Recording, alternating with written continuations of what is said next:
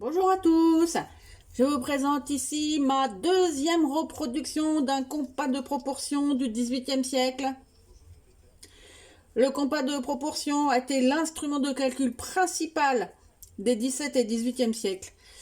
Il a été utilisé par les plus grands physiciens comme Newton, Leibniz, d'Alembert.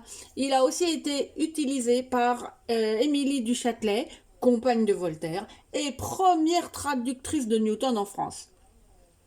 C'est à l'aide du compas de proportion qu'Émilie du Châtelet a refait tous les calculs de Principia Mathematica de Newton, de manière à rédiger non seulement une traduction, mais également des commentaires abondants pour mieux expliquer aux Français la nouvelle physique.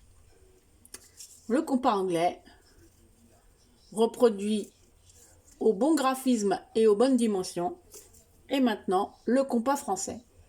Alors pourquoi j'ai fait un deuxième compas, donc un compas français, alors que je disposais déjà d'un compas anglais?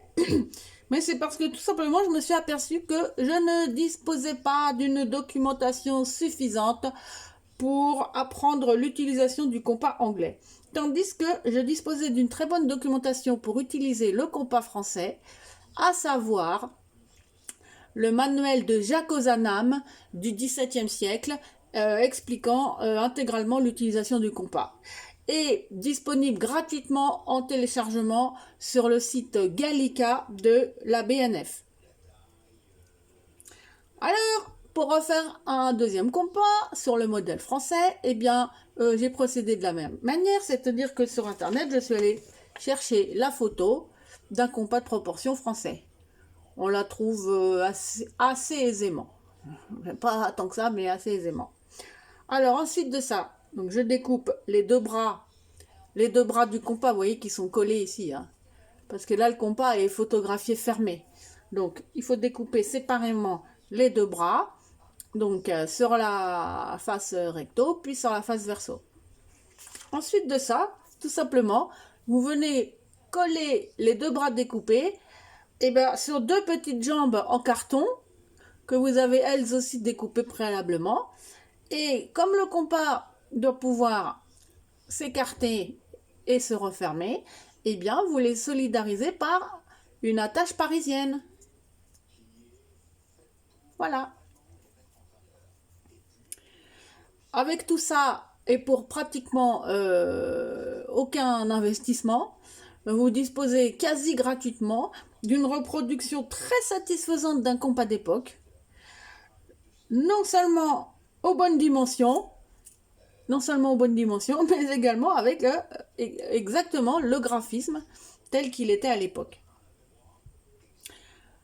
Alors, nous voyons que ce compas présente sur ces deux branches des séries de lignes identiques sur chacune des branches, hein, symétriques. Je ne sais pas si ça se met flou ou pas. Nous allons voir que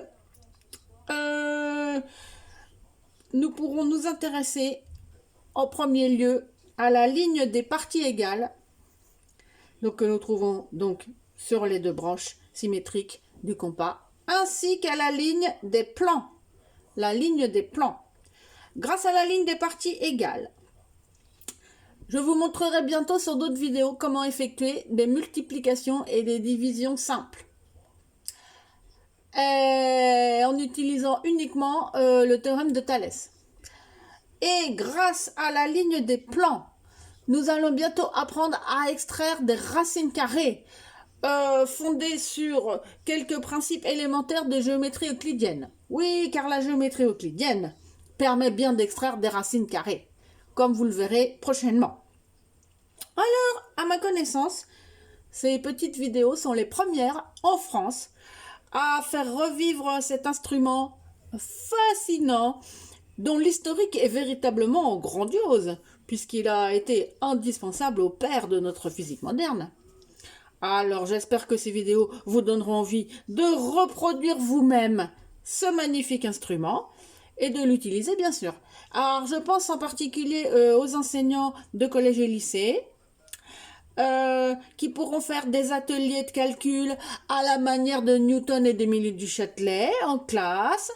Et en terminale, ce qui fera un très très bon sujet pour le grand oral de maths ou de physique. Les enseignants pourront s'intéresser aussi également à mon autre playlist consacrée à la règle à calcul du 19e siècle, la règle à calcul, qui est l'instrument de calcul ayant directement succédé au compas de proportion. Eh bien, je vous remercie beaucoup de votre attention et je vous dis à très bientôt.